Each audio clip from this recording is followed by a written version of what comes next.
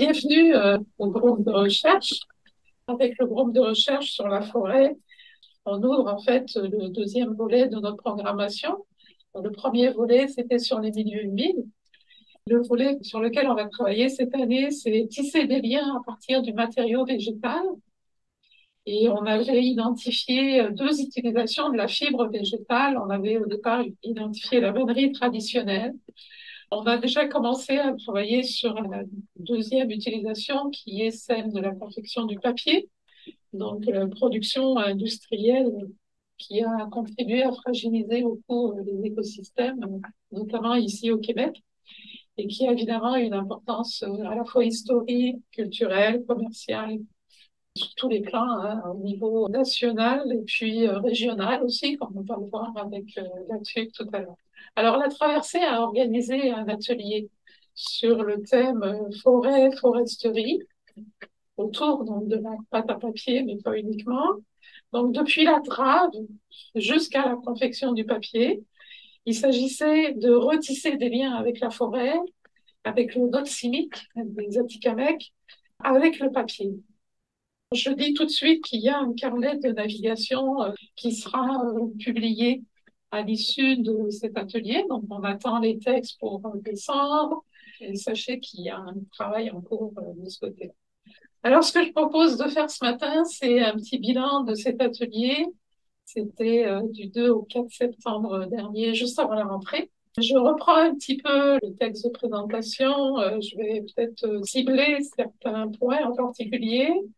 Je demanderai aussi à Jeanne de montrer quelques photos. Le point de départ de l'atelier, c'était un constat par rapport à la figure de la forêt dans l'imaginaire collectif québécois. Constat qui nous amenait à voir la forêt comme une figure ambiguë. Parce que d'une part, on peut dire qu'au Québec, il y a plus de la moitié du territoire qui est couvert de forêt. On peut dire aussi que le bois, c'est le lieu où on se réfugie. On se réfugie, on va marcher, donc il y a quand même une pratique assez répandue de la forêt. Mais on peut dire aussi qu'on la fréquente autant qu'on la craint. Il y a toujours ces images de peur, d'angoisse. Il y a encore des récits de survie dans la forêt, d'affrontement avec la forêt. On a voulu explorer de plus près, disons, cette ambiguïté. Sur le plan historique, on sait que le rapport des colons au Québec, le rapport au territoire, s'est constitué sur le socle d'une lutte acharnée, une lutte presque titanesque, hein, quand on voit aussi la représentation des géants forestiers dans certains villages. Alors, il y a le mythe hein, du bûcheron qui subsiste jusqu'à maintenant. Et puis, le bûcheron, le graveur, ce sont des personnages mythiques qui hantent les légendes, les contes. On pourrait penser aussi aux coureurs des bois. Par rapport à ça, on s'est dit qu'il y a d'autres imaginaires de la forêt qui coexistent, d'autres foresteries. Donc tout à l'heure, je vais vous parler de cette proposition de mettre au pluriel le terme foresterie. Donc si dans l'imaginaire colonial, on habite le bois qu'en le coupant, souvent c'est le geste de couper qui importe, ou encore si on vit à la lisière du bois mais jamais dedans, on sait que, en opposition, les premiers peuples ont vécu dans la forêt, de la forêt aussi, avec la forêt. Aujourd'hui, il y a beaucoup d'artistes qui vont aussi en forêt pour tenter d'autres expérimentations, lancer d'autres initiatives. Alors, le projet consistait à remonter le Saint-Maurice, à remonter le Papisquoi Mississippi. Donc, en Atikamekw, c'est la rivière de l'enfilé de l'Aiguille, ou encore la rivière qui coupe, parce qu'il y a plein de rivières qui viennent se jeter dans le Saint-Maurice. D'ailleurs, on dit le Saint-Maurice, comme le Saint-Laurent, parce qu'il est tellement large que c'est comme un fleuve. D'habitude, on dit c'est la rivière, mais là, c'est pas la Saint-Maurice, c'est le Saint-Maurice. Et en Atikamekw, Papisquoi, Mississippi. Le point d'entrée, c'est une des plus importantes rivières à brave de l'histoire du Québec. D'ailleurs, c'est la dernière qui a continué de transporter des bio comme ça pour l'industrie de la pâte à papier. Petite définition, rappelle aussi les définitions du mot foresterie, parce que c'est un peu de là qu'on est parti. Je vous lis la définition d'un antidote. C'est l'ensemble des activités d'aménagement et d'exploitation des forêts. Foresterie serait synonyme d'industrie. La définition du CNRTL, c'est un petit peu plus complet, je la lis aussi. C'est l'ensemble des sciences, des arts et des activités ayant trait à la conservation, l'aménagement, la gestion et la création des forêts. Moi, j'aime bien partir des définitions.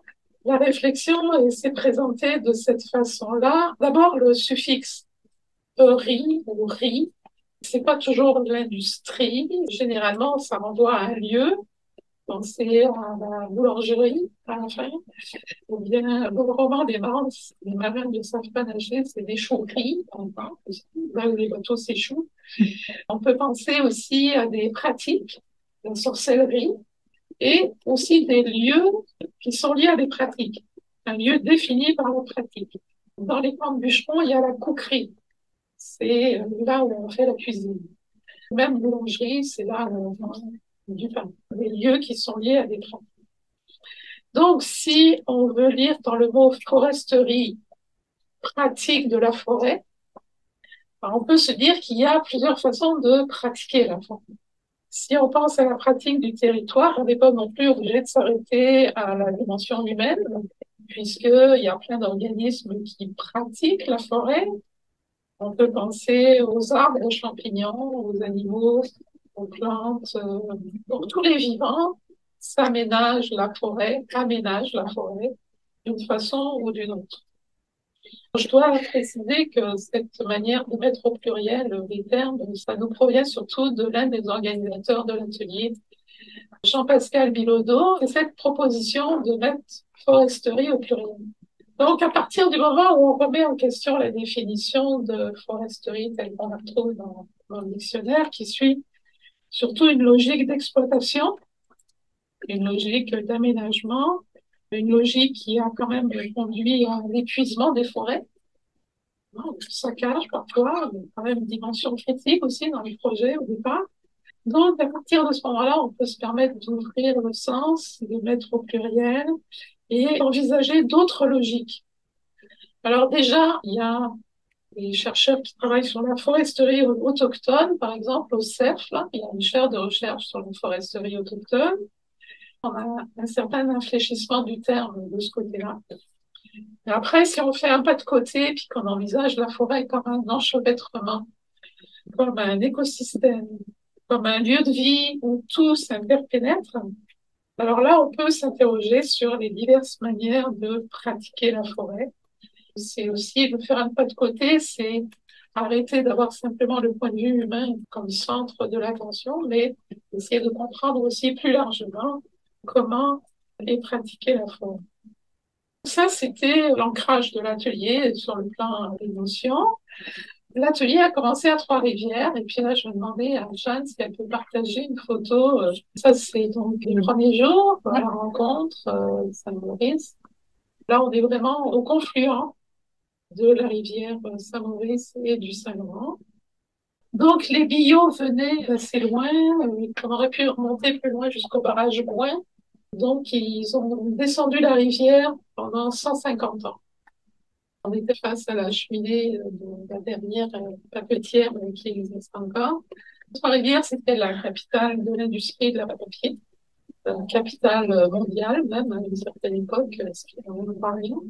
Petit exemple, le papier qui servait à imprimer le New York Times venait des Trois-Rivières. Donc, il y a encore une industrie papetière qui a été construite en 1911. Et il y a une ancienne usine de pâte à papier qui est devenue le musée Borealis. Si vous n'êtes jamais allé voir le musée Borealis, allez-y, c'est vraiment intéressant. Ça montre bien toute l'histoire de la pâte à papier dans la région. Et puis, on s'est inspiré aussi, on vous propose de confectionner du papier à la fin. C'est inspiré de ça aussi pour l'atelier. Donc, on a pris pour point de départ le point d'aboutissement des billots. Donc, on va remonter la rivière comme si on remontait sur les billots. Les pitounes aussi, comme on les appelait, qui étaient marqués au fer des compagnies, chacune une marque. Il a fallu imaginer l'eau remplie de billots, le Saint-Maurice rempli de billots. On remonte jusqu'à la Tuque. Pourquoi la TUC? C'est que une des membres de l'organisation de l'atelier, Danielle, est originaire de la TUC. Au Québec, la drave comme métier apparaît autour de 1910 avec les papetières. Puis ça vient de l'anglais drive. C'était un métier quand même assez particulier. On sait maintenant que la plupart d'entre eux ne savaient pas nager. Un métier très dangereux. Il y avait beaucoup d'accidents. Loin de l'image folklorique là, du draveur qui danse sur les billots, là. Vraiment, un travail assez difficile. Avec du dynamitage aussi, quand ça bloque, il n'y a pas que l'outil pour pousser le bois. Alors, il n'y a plus de draveurs au Québec depuis longtemps. Depuis les années 70, il y a eu beaucoup de pression pour que le transport du bois cesse dans les rivières. Ça s'est arrêté en 95, la flottaison sur le Saint-Maurice. Donc, c'est la dernière rivière qui est connue, la flottaison. C'est aussi à ce moment-là qu'on a constaté l'effet du mercure. La pollution de la rivière est vraiment importante à cause de ça. La pollution, puis le mercure, ça a aussi pour effet d'anéantir en fait les espèces fauniques, la flore aussi, donc c'est assez important. Alors, Trois-Rivières a été le point de départ de l'exploitation forestière en Mauricie. Donc, il n'y avait pas de route avant quasiment que l'exploitation forestière commence. Pour vous donner une idée, les forges du Saint-Maurice consommaient jusqu'à 20 000 cordes de bois par année. L'exploitation forestière commence aux alentours de 1825. C'est au départ l'Angleterre et les États-Unis qui ont besoin de bois pour fabriquer leurs bateaux, notamment. Tous les pins vont être coupés pour servir à construire des bateaux. Ensuite, ce sera les pâtes de résineux, donc plutôt les épinettes. Puis à chaque fois qu'il y a des nouvelles modes, comme ça, on coupe les arbres. Donc, en l'espace de 50 ans, entre 1887 et 1922, qui est vraiment la période importante pour cette industrie, il y avait 7 usines de pâte et papier et 9 barrages qui ont été construits aussi pour ça. Et actuellement, il reste 3 usines. Donc, il y en a 2 à Trois-Rivières, il y en a une à La Tuque. Mais les barrages sont restés, bien sûr. Ils n'ont pas disparu. J'y reviendrai tout à l'heure. Donc ça a été notre première journée. On est remonté. Ça a été ponctué de lectures, de topos, historiques, géographiques, jusqu'à La Tuque.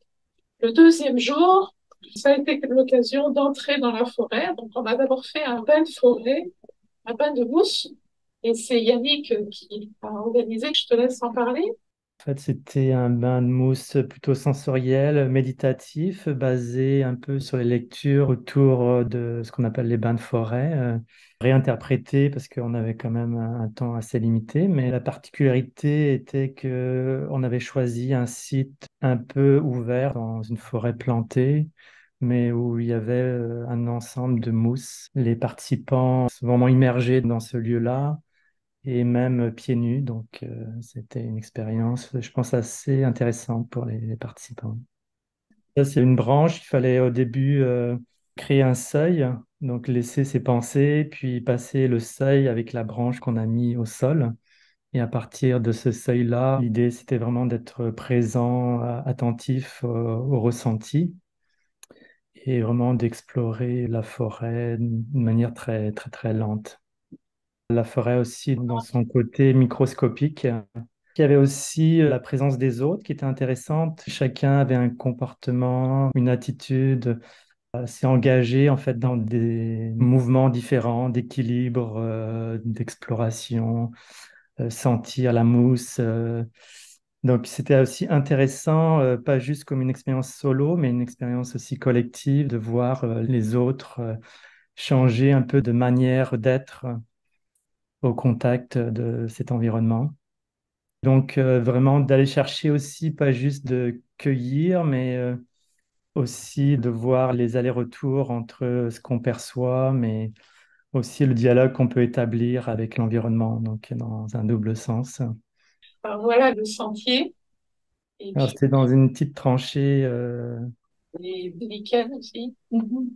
alors avec des surprises, parce que souvent aussi, il y a certaines plantes qu'on voit comme le lichen, qu'on a l'impression qui est sec et dur, mais qui serait plutôt mou dans ce cas-là.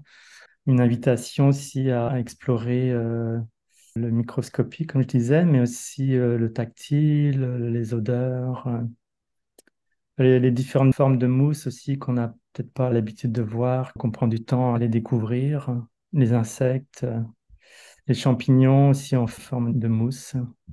Ensuite, on a eu une rencontre avec Véronique Basile-Hébert, qui est une dramaturge anti-Kamek, qui a écrit une pièce intitulée Note cynique. Alors, ça a été le point de départ de la discussion.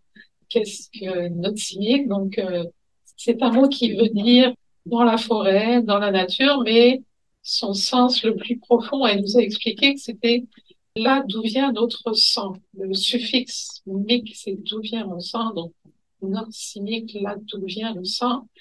C'est donc un lien d'appartenance. Selon la tradition atikamekw, les rivières qui irriguent tout le Pasquinan sont l'équivalent des vaisseaux humains. Donc, l'humain est directement relié à ce territoire par le biais de ces réseaux. La pièce Note civique, c'est une pièce qui parle évidemment de cette appartenance, là où la terre et les eaux sont chair et sang, si on veut, et qui l'emmène très loin jusqu'en Amérique centrale, je pense. On va moins parler de la pièce que du rapport Atikamekw à la forêt. Et elle nous a expliqué que, par exemple, pour sa grand-mère, qui était vraiment présente dans le milieu forestier, pour elle, c'était évident cette continuité du corps avec l'environnement et que c'était par la pratique quotidienne qu'elle arrivait à faire partie du territoire, qui n'avait pas vraiment d'apprentissage, mais plutôt un accompagnement. Regarde, je vais te montrer comment faire ceci. En plus, par le geste, moins par la parole. L'importance des mains aussi, de faire des choses avec ses mains. Et comme le troisième jour, on a utilisé les mains, c'était vraiment intéressant aussi pour ça. Pour Véronique Basile-Hébert, le territoire, c'est vraiment l'inspiration première, le corps, le cœur, l'intelligence. Donc pour elle, cet équilibre émotionnel qui est en jeu. Quelqu'un en a parlé tantôt aussi, hein, de retourner dans la forêt pour retrouver l'équilibre. Bien sûr, c'est une vision du monde qui est en conflit avec celle des compagnies forestières, on comprend bien.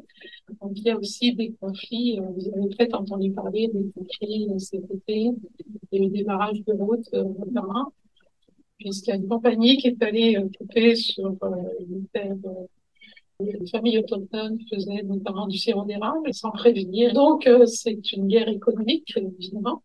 La nation est atikamekw est petite, il n'y a pas beaucoup de poids politique, donc la seule façon d'agir, ce sont des actes comme cela.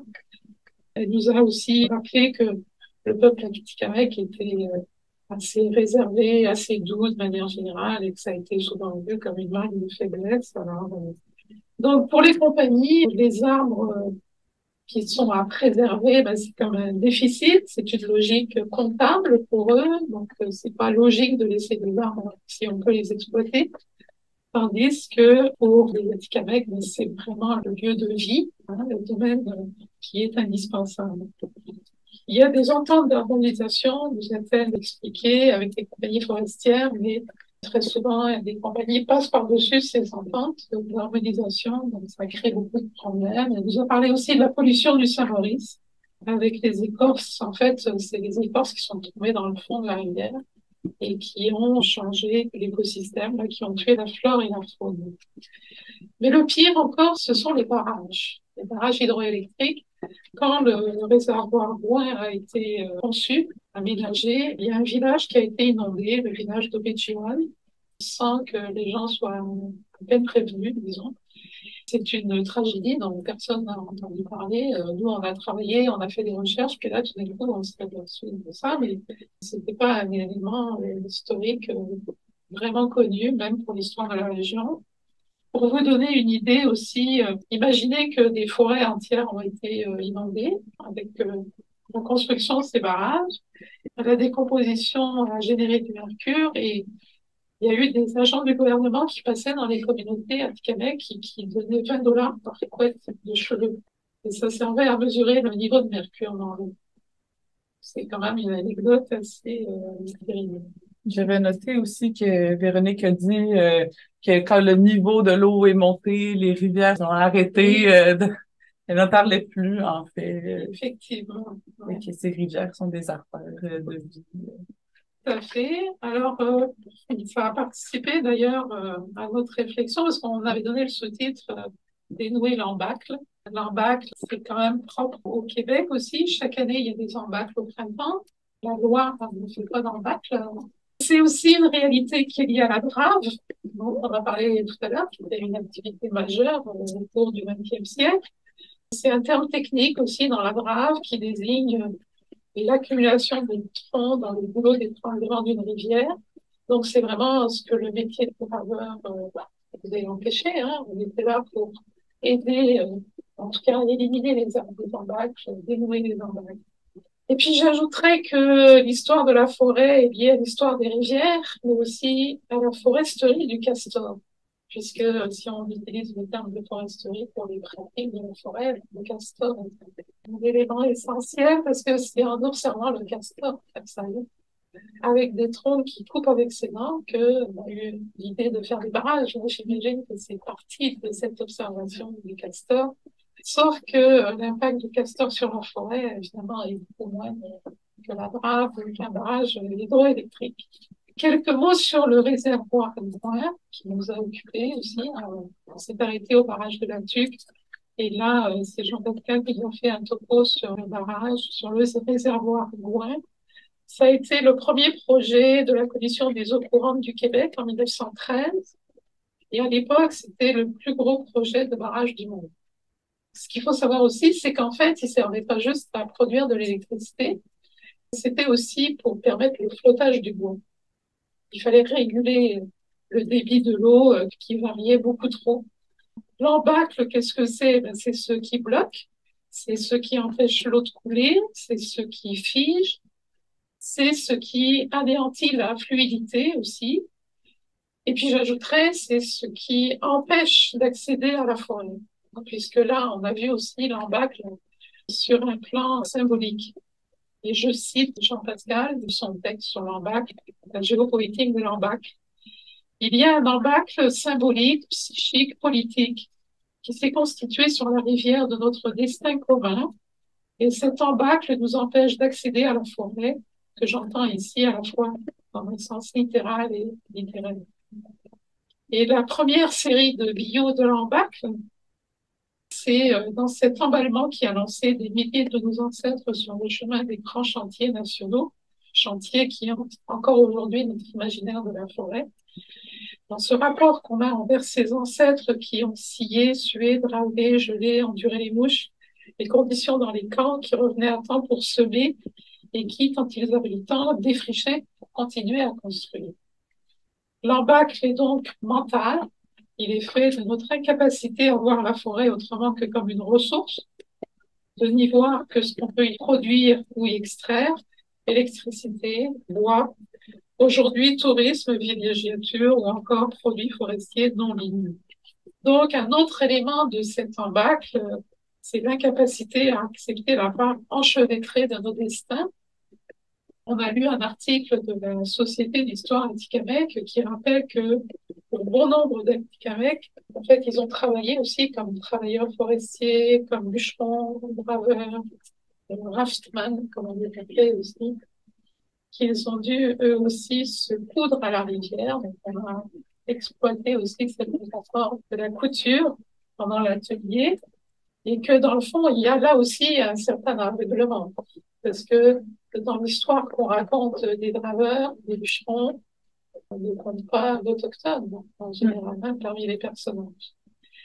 Comment se fait-il que l'histoire n'ait rien gardé de ces villages inondés, des peuples déplacés, des travailleurs autochtones dans les chantiers? Comment se fait-il que la littérature ne les mentionne jamais? Donc, il y a un embâcle dans notre façon de voir l'histoire, de regarder le territoire. Et puis les questions sont les suivantes. Qu'est-ce qu'on connaît vraiment de la forêt qu'on a en partage? Est-ce qu'on est capable de voir au-delà ou au-dessus ou en deçà, au-dessus des arbres qui la peuplent? Est-ce qu'on peut voir autre chose que des arbres? Est-ce qu'on est attentif à toutes les formes de vie? Puis la question, évidemment, c'est comment dénouer l'embâcle? La proposition, c'est de devenir draveur, d'autres sortes de draveurs. Puis je vous lis une citation de Raymond Baudouin qui a écrit un livre sur la drave au Québec. qui dit ceci: pour libérer un amoncellement plus tenace, les hommes montaient sur les billots, tantôt coincés au bord, tantôt retenus au centre de la rivière. Ils avançaient prudemment, gaffe en main, les draveurs devaient chercher la clé et rester sur leur garde. Les hommes devaient trouver le billot qui pouvait dénouer l'embarque. Donc, il faut trouver le billot. Et c'est un peu ça qu'on cherche à faire. Quel billot nous permettra de dénouer l'embarque? Non pas, évidemment, on ne veut pas dénouer l'embarque pour acheminer les billots aux usines, et plutôt pour libérer la rivière et l'accès à la forêt que nous avons en partage. Tous ceux et celles qui habitent le territoire, autant ceux qui sont humains que ceux qui sont végétaux, animaux, etc. Une des propositions, c'est notamment de retrouver les anciens toponymes, parce que c'était des toponymes qui faisaient passer le courant. Papisquan-Sipi, c'est la rivière qui coud, c'est la rivière comme une aiguille là qui va coudre tous les méandres, tous les ruisseaux, et qui dit rivière évidemment dit fluidité. La rivière nous permet de retrouver une fluidité dans nos rapports avec le territoire. Comme je vous disais, la deuxième journée de l'atelier, c'était une proposition d'entrée dans la forêt. Et là aussi, on a pris une citation de cet article de la Société Histoire du Québec qui écrivait: c'est notre intimité avec la forêt qui nous a préservés. On pourrait dire que nous aussi, on pourrait essayer de retrouver dans cette intimité une façon de nous préserver de ce qui s'en vient. Donc, le bain de forêt, je reviens à ce que disait Yannick, c'est une pratique corporelle, c'est une pratique sensorielle. On pourrait dire que c'est une foresterie intime. Après le bain de forêt, on a fait une observation des espèces d'arbres avec des lectures de poèmes. J'en parlais tout à l'heure. On a lu notamment Hélène Dorion et Paul-Marie Lapointe. On a essayé d'apprendre à nommer la forêt. Yves nous a déjà à plusieurs reprises permis de faire ce genre de promenade où on apprend à nommer les arbres, à nommer les espèces végétales qu'on rencontre. On a eu aussi un petit topo sur les champignons. On a lu un texte de Serge Bouchard sur l'épinette. Je ne sais pas si vous connaissez la prière à l'épinette noire. Et on a fait une observation aussi lors d'une randonnée le long du lac du Pendu. La troisième journée, c'était l'idée de mettre la main à la pâte, de faire du papier en incrustant des petits morceaux de forêt. Ça, c'est les productions de la troisième journée. Il y a un local de l'école de foresterie qui nous a reçus. Nous a laissé un local pour voir ça. Puis on a aussi un grand dessin, une grande feuille où est-ce qu'on peut dessiner, où on avait, Yannick avait apporté plein de types de fusains. On avait même fabriqué du fusain aussi à partir, c'était des branches de bouleau, me semble. C'était différentes branches. Non, Ça, mais du boulot, ouais, du boulot aussi. alors, on a dessiné aussi tous ensemble. On a fait de la sérigraphie, utilisé tout ce qu'on avait en tout comme matériel. Puis, ce qu'on a incrusté dans les feuilles sont des choses qu'on a fait en cueillette la veille, chacun avec son sac. Ça pourrait marcher. C'est de voir, OK, qu'est-ce qui va rentrer dans le papier, qu'est-ce qui peut tenir, faire des tests, s'amuser. Alors, je précise que c'est du papier recyclé. Oui. J'ai pris ce que j'avais chez moi, donc des chapitres de mémoire corrigés. Donc, c'est du papier qui a un certain vécu. Puis, au-delà, évidemment, de ce que les étudiants ou de ce que moi j'ai fait, il y a évidemment des arbres derrière. Donc, c'était une façon de sensibiliser aussi à la présence des arbres. Là, je dirais que c'était une foresterie manuelle, intime aussi, celle-ci, plutôt portée vers l'esthétique, d'une certaine façon, puisqu'on a joué avec des textures, des couleurs, le matériau devient un matériau artistique. Il s'agissait de co-créer avec les matériaux glanés autour de la balade, de ramener aussi à l'attention ce moment de la rencontre avec une plante en particulier. Pourquoi est-ce qu'on a choisi telle mousse, tel lichen, tel pétale? De faire attention aussi aux plus petits, au niveau micro de la forêt. L'objectif était aussi de contribuer à faire connaître la richesse de la forêt, donc mettre à profit tout ce qui compose aussi la forêt, faire voir un peu les mille et une facettes de la forêt plutôt que d'en avoir une image stéréotypée ou seulement l'image de l'arbre, etc. J'explique aussi que ces papiers vont se retrouver dans les carnets, donc c'est aussi une façon de contribuer à la suite, de nourrir la création qui va émaner de cet atelier. Rodolphe, tu voulais ajouter quelque chose peut-être par rapport à l'atelier? Non, pas grand-chose à rajouter. Tu as parlé, Rachel, entre autres, des principales activités qui ont été faites pendant l'atelier. Peut-être juste aussi mentionner en fait l'apport qu'il y a eu pendant les soirées du couple Atikamekw qui nous recevait au domaine Notimit, qui a pu aussi nous insuffler un petit peu leur connaissance de leur territoire et de leur approche, qui est quand même assez différente de ce que nous, on avait par rapport à ça. Oui, tu fais bien de le rappeler. Le premier soir, Madeleine s'est mise à nous raconter comme ça une histoire d'arbre, justement. Son conte Son préféré. conte préféré, ouais. Ouais. Et ça a été assez magique, hein, ce premier soir. Le deuxième soir, on avait déjà prévu une soirée de contes, puisqu'on s'est dit que la forêt, ça va de pair avec la littérature orale. Ouais, ben justement, je voulais parler aussi du couple Atikamekw. Là, je trouvais que c'était vraiment très intéressant parce que on a pu vraiment voir une façon autre de comprendre la forêt. Madeleine était beaucoup dans l'enseignement un peu. Elle nous apprenait des mots, elle nous faisait répéter les mots pour être sûr qu'on soit capable de les intégrer. Moi, j'ai beaucoup aimé la partie où elle nous expliquait les saisons. Pour elle, il y avait 6 saisons, 5 saisons. L'hiver, c'était pas juste l'hiver, il y avait le temps des sucres aussi, que c'était une autre saison. Toute cette façon-là de mieux décortiquer l'environnement, la forêt, justement avec le temps qu'il fait. Je trouvais que ça montrait beaucoup la complexité pour eux de la forêt, de l'environnement, que nous, on a peut-être un petit peu moins. Mais la façon qu'elle nous le racontait, je trouvais ça, c'était super intéressant. Oui, c'était beau aussi quand elle dit la lune est présente. Donc, la lune, c'est le grand-père pour eux, tu sais, toutes ces petites choses-là alentour, de faire entrer dans son monde. J'ai beaucoup aimé aussi quand elle disait que on n'arrête jamais de se découvrir, hein, puis qu'on peut toujours apprendre sur soi, puis que quand on vient en paix avec soi-même, puis qu'on est connecté avec le monde, l'apprentissage n'arrête jamais, en fait. C'était vraiment une soirée très, très inspirante. Donc, bonjour à Alain et Madeleine qui nous ont bien, bien reçus.